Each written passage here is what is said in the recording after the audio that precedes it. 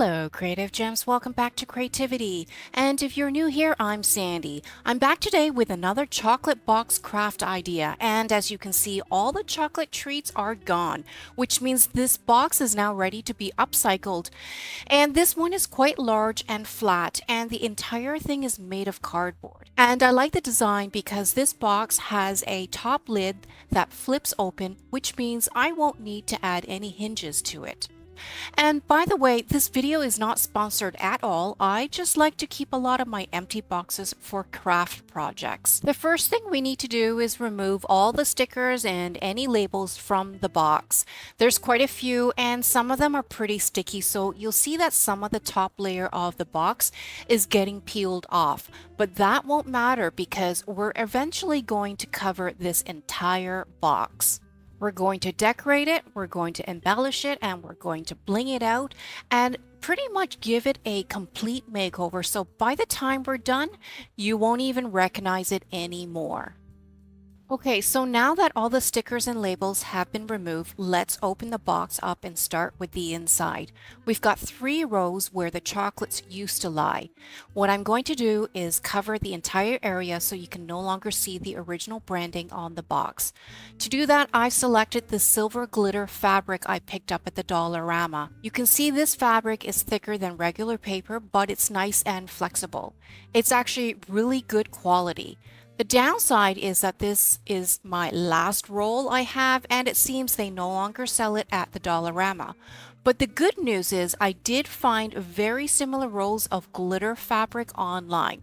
So if you're interested in trying this glitter fabric for your own craft projects, I'll leave a link down below in the description box alongside links to all of my other favorite embellishments. So here I'm sizing out how much of the glitter fabric I need, and once I know how much I need, I'll simply cut it to size.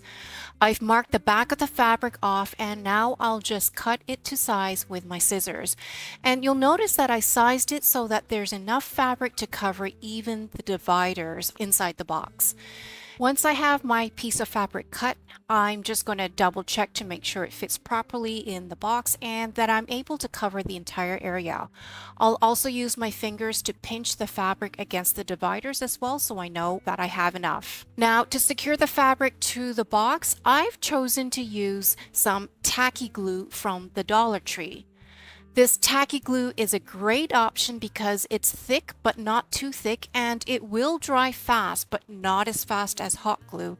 So you'll actually have enough time to reposition the fabric and make adjustments before the glue sets in. What I'm also going to do is add a tiny bit of hot glue right along the edges of the divider so I can anchor the edges of the fabric in place, and that way it won't slide all over while I lay down the rest of the fabric. Once I have the first row done, I'll go back in with more tacky glue and repeat the process. And make sure to get the glue on both sides of the dividers as well because we'll want to lay the fabric right over and cover the dividers as well. And while we work on this, I would like to take a moment to thank you for tuning in to today's craft project.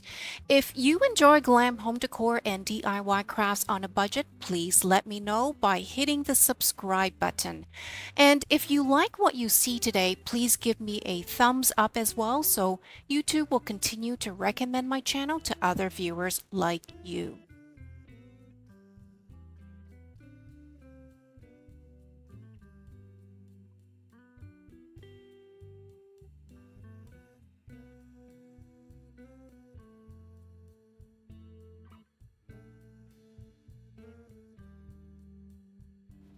So at this point, we've managed to cover 2 rows as well as both dividers. So now I'm going to go in with some clips to help the fabric stay in place while the tacky glue dries. And then we can finish off the last row.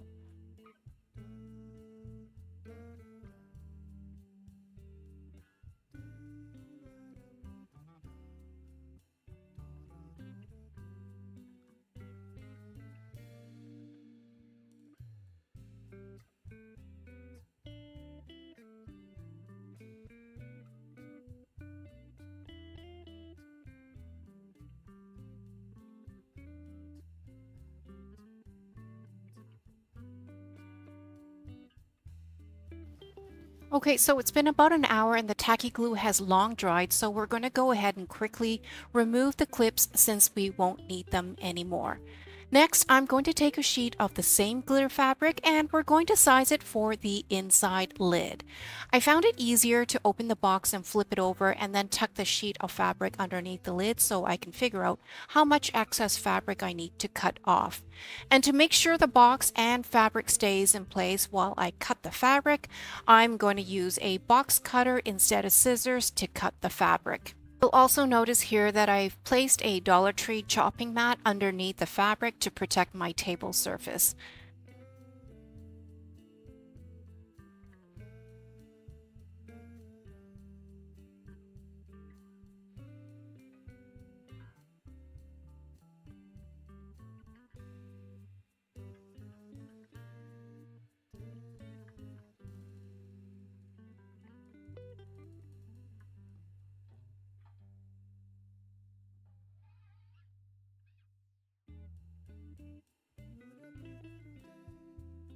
And now I'm going to go back in with more tacky glue, applying it to the inside lid where the glitter fabric will eventually be placed.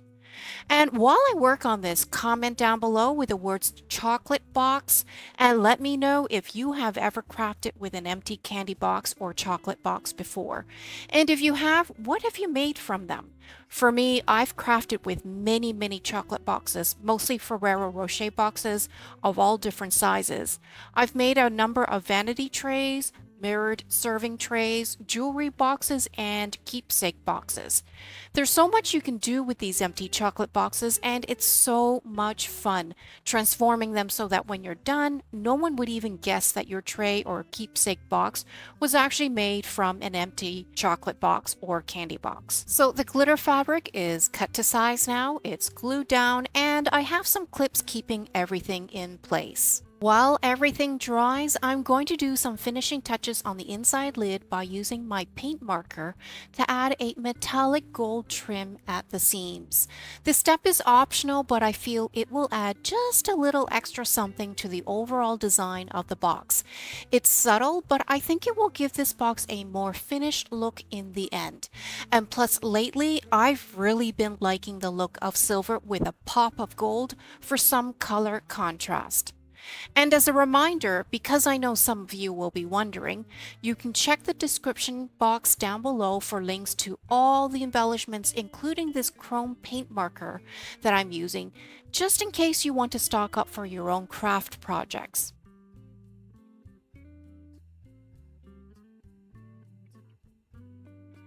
Okay, so the next thing we're going to do is embellish the four sides of the box with some beautiful silver trim, which by the way is also included in my curated list of favorite embellishments down below in the description box.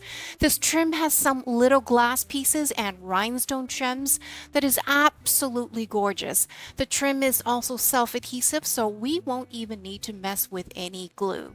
This trim will literally transform the inside of this box, and look how well it goes as a border against the silver glitter fabric.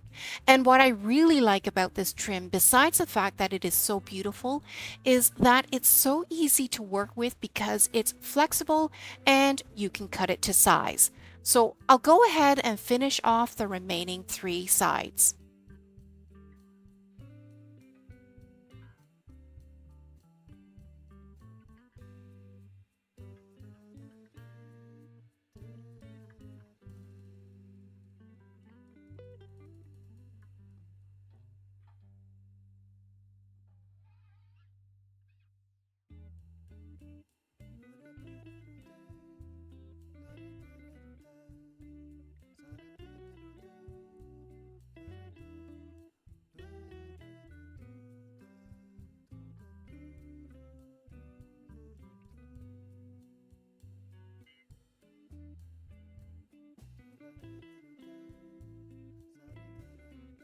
Okay, the trim is done, and now we can also remove these clothespin clips because the tacky glue is fully dried, so the glitter fabric should be completely secured to the lid.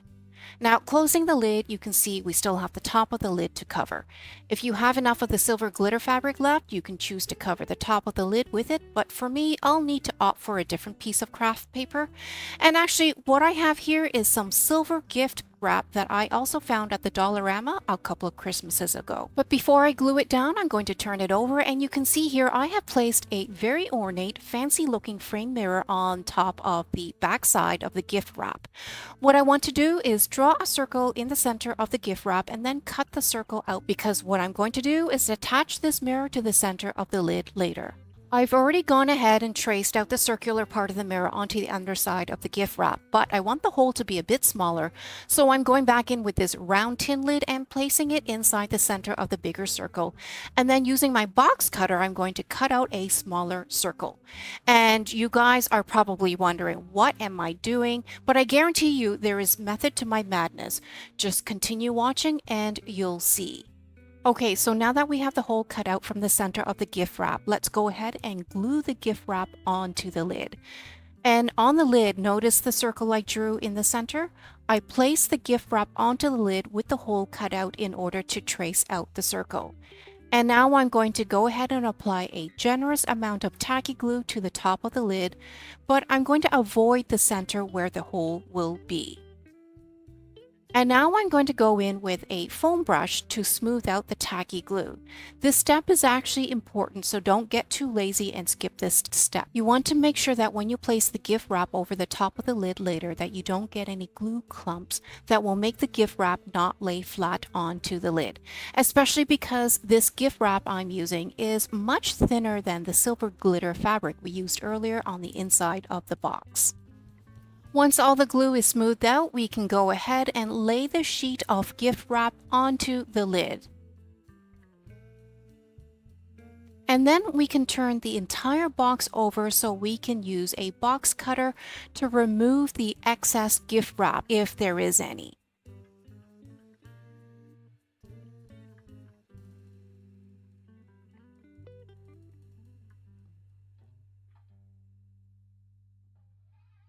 Now, unfortunately, I did not do a really good job trimming the excess of this edge here.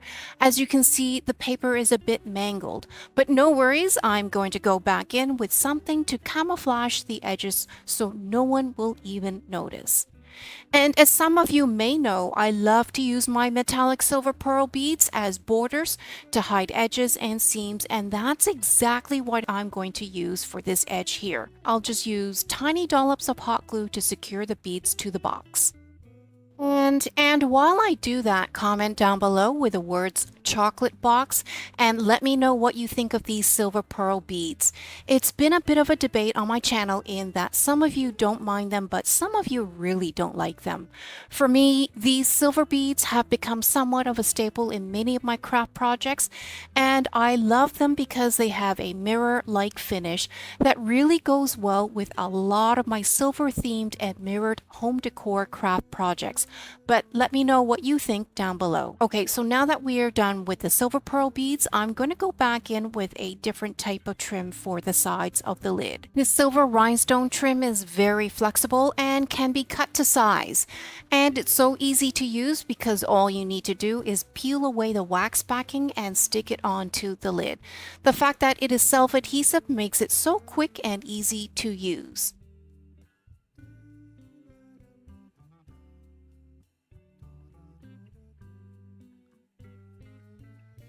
With the trim applied, here's what the edges of the lid looks like now. Both sides are embellished. Okay, now we need to work on covering the base of the box along the sides where it's red.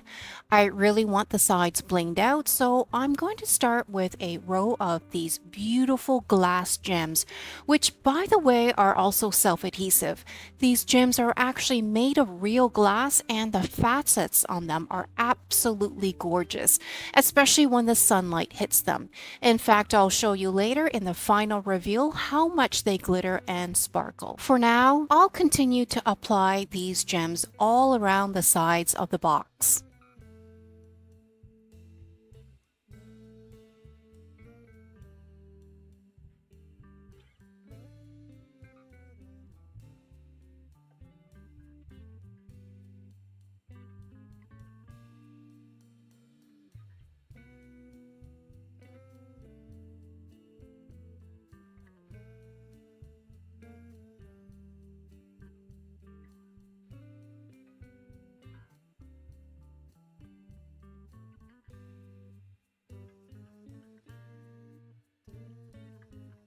With only a single row of the glass gems applied around the sides of this box, you'll notice that we still have the bottom half that is still exposed, showing the red color of the box. And unfortunately, the glass gems are too big to fit a second row, so what I'm going to do is select a different trim for the bottom half. But before I apply the trim, I want to go in with some white paint to cover as much of the red as possible. The red is pretty deep and dark, so I really want to make sure it doesn't peek through later when I apply the second trim to it, because the second trim is going to be kind of sheer, so you may be able to see through it a bit. So my thinking is that at least with a layer of white paint, it will lighten the box considerably.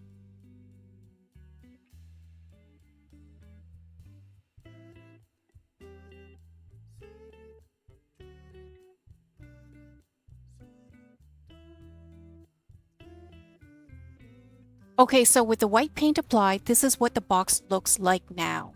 And the paint has fully dried, so I'm going to go back in with the silver rhinestone trim.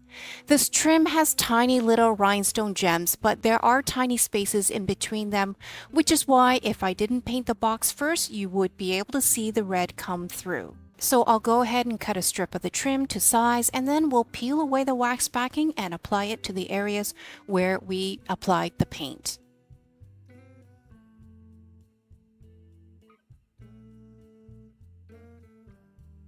And already you can see how well the embellishments go together, and this box is slowly transforming into a very elegant looking box, don't you think?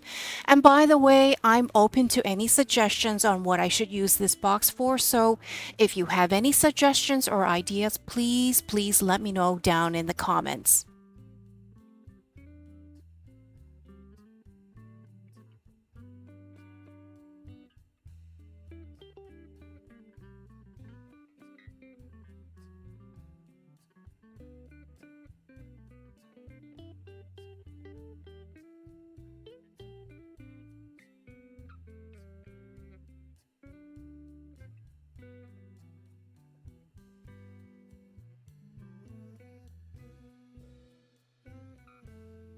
With the trim all applied, this is what the box looks like so far. Now, for the back of the box, we can apply the same glass gems and trim, but since it's only the back of the box and likely no one will ever see the back, I decided to go in with a different trim. The one I'll be using is still silver, but it's got silver crystal clusters, and I'll need to use a bit of hot glue to secure this trim to the box.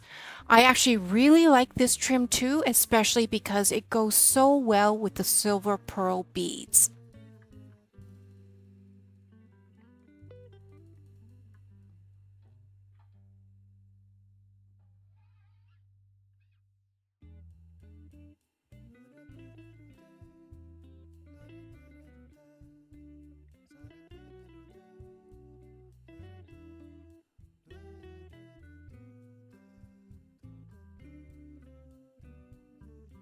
Here's what the box looks like so far with all four sides blinged out. So now all we have left to finish embellishing is the top. But before we do that, I'm going to turn this box over because I actually want to do something with the bottom as well. Many of you left me comments previously on some of my other box crafts and suggested that I go all the way with my craft projects by covering the bottom of my boxes. So I've listened to your feedback and I'm going to do that exactly. Here I've got a silver cardboard cake board from the Dollar Tree. It's slightly smaller than the bottom of our chocolate box, but not too much smaller, so I'm going to go ahead and use it. And I think this cake board is really pretty, not only because it has a reflective finish, but also because the edges are nicely scalloped.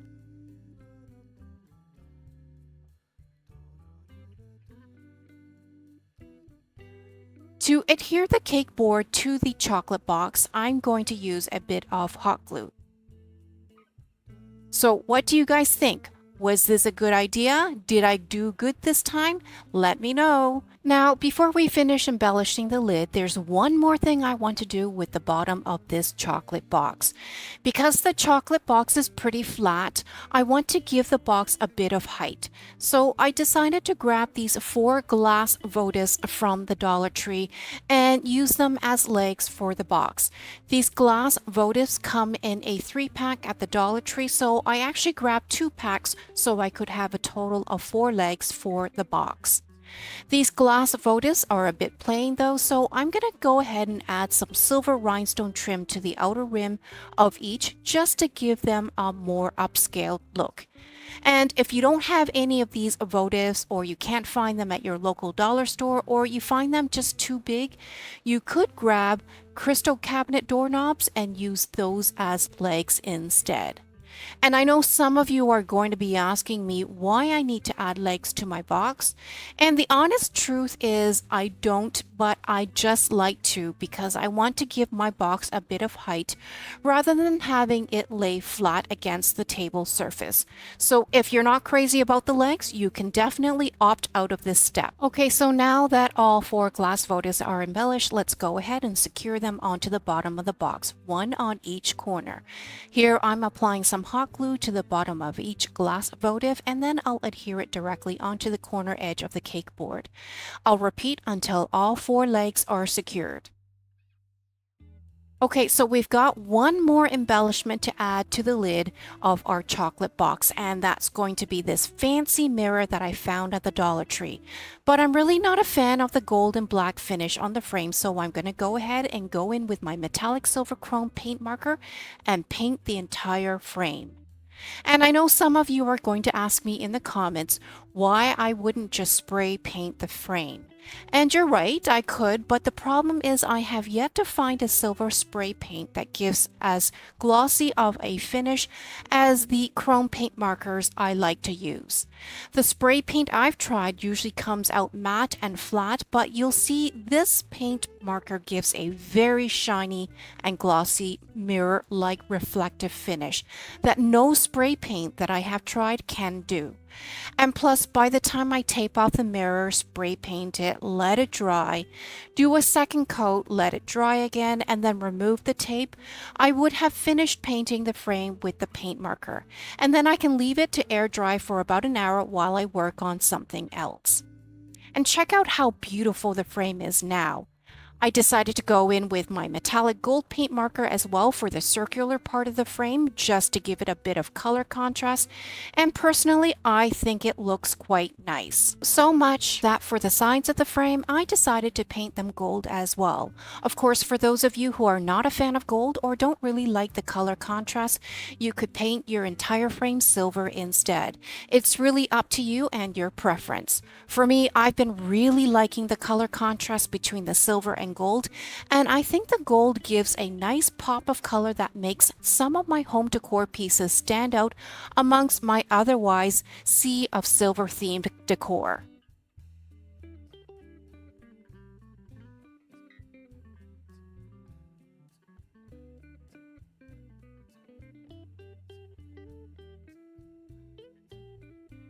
Okay, so I let the mirror dry and now the paint is permanent, and take a look at how bright and beautiful this mirror is. Let's go ahead and flip the mirror over because I have a couple of pieces of foam board that I cut out that we're going to glue down into the center cavity of the frame at the back. Doing this will make it much easier to secure the frame to the lid of the box.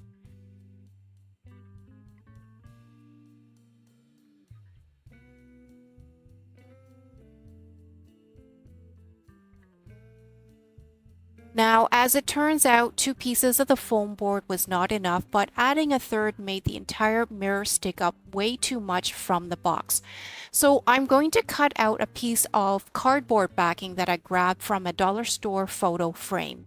This cardboard backing is thinner than the foam board, but just thick enough to give enough height so we can glue it directly onto the box.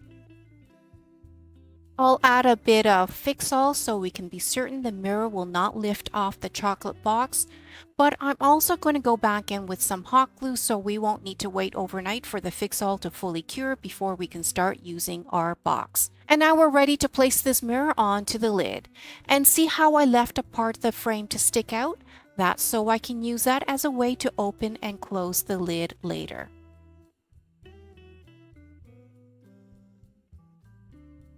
I'm also sticking a tiny piece of foam board underneath just so the frame doesn't lift off the top of the lid when I open the box. And see how I went back in and added a small piece of silver rhinestone trim to cover the foam piece?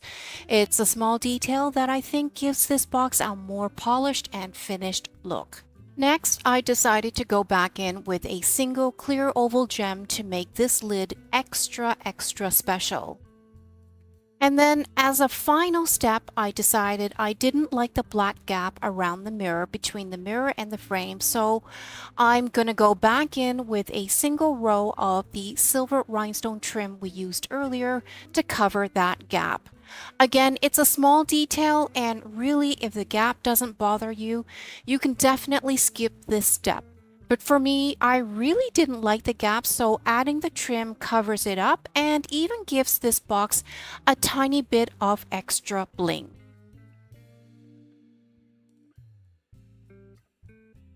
And here's the final look of our newly embellished chocolate box. Every square inch of this box has been made over and blinged out. The lid is completely unrecognizable with the beautiful silver and gold frame mirror. The sides are embellished with the most gorgeous glass gems and silver rhinestone trim. And the entire box is elevated with custom glass legs.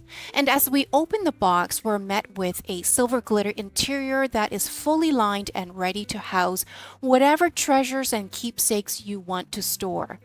Put some of your favorite charms, necklaces, and bracelets inside, or bring this box into your dining room and place some fancy chopsticks inside for those special dinners with family and friends. Or if you are a tea drinker, why not store your favorite sachets of tea inside? There are so many ways you can use this beautiful box. In fact, comment down below with the words chocolate box and let me know what you would use this box for. And if you enjoyed today's craft tutorial, please like and subscribe to my channel and share with other creative gems. Also, remember to hit the notification bell so you can be notified every time I have another DIY glam project on my channel.